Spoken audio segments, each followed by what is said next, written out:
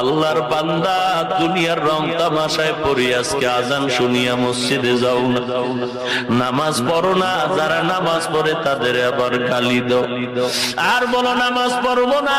কে পারে আমাদের নামাজ পড়াবে?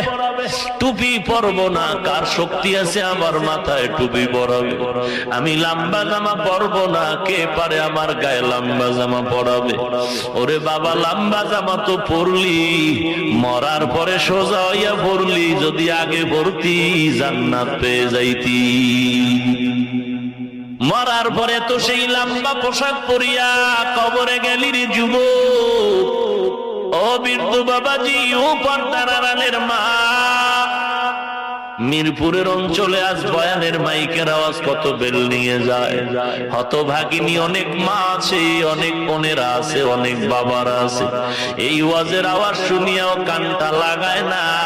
তারা ঘরের ভেতরে টেলিভিশনের আওয়াজ বাড়ায়া ক্রিকেট খেলা দেখে। আছে না? কপাল ভালো। এরে যুবক, আল্লাহর গোলাম, নবীর আদর্শ বাস্তবায়নের জন্য বেলাল প্রাণটা দিয়া দেয়। নবীর আদর্শ বাস্তবায়নে সাহাবায়ে কেরাম জীবন দেয়। আর সেই নবীর উম্মত হয়ে তুই আজকে বেঈমান ব্রাজিল আর আর্জেন্টিনার গোলামি করো।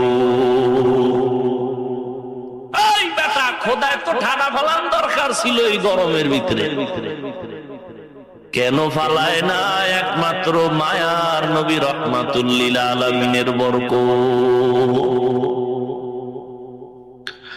ইয়া আইয়ুহাল্লাযীনা আমানুত্তাকুল্লাহা হাক্কা তুকাতি। ওরে মুমিন, আল্লাহকে ভয় কর। ভয়ের অর্থ খাশিয়া। আলেম ওলামারা আল্লাহকে বেশি ভয় করবে অন্যদের থেকে। আল্লাহকে ভয় করার মানে হলো বেশি বেশি গুনাহের কাজ করা, না গুনাহ না করা।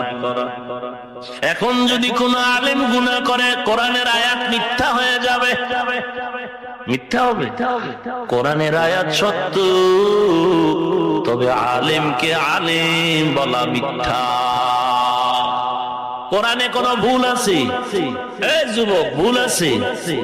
ভুল থাকলে তুই কে? তোর থেকে বড় বড় বেঈমানেরা চেষ্টা কম করে নাই, পেরেছে? পারছো? আল্লাহ বলেন, আমি কোরআন হেফাজত করার জিম্মা নিলাম। এই কোরআন আমি আল্লাহ হেফাজত করব। সুকেশের মধ্যে সিন্ধুকে কোরআন বান্দা নাই, তালাবদ্ধ নাই, বরং মসজিদের বারান্দার দরজা খোলা কোরআন আছে। তুমি হিন্দু হয়েও যদি যাও ধরতে পারবা, কেউ বাধা দিবে না। বরং মুসলমানেরা দোয়া করবে, হে মালিক, হিন্দু ভাই কোরআন হাতে নিছে, তুমি দয়া করে তার সিনায় কোরআন ঢুকায়া দাও।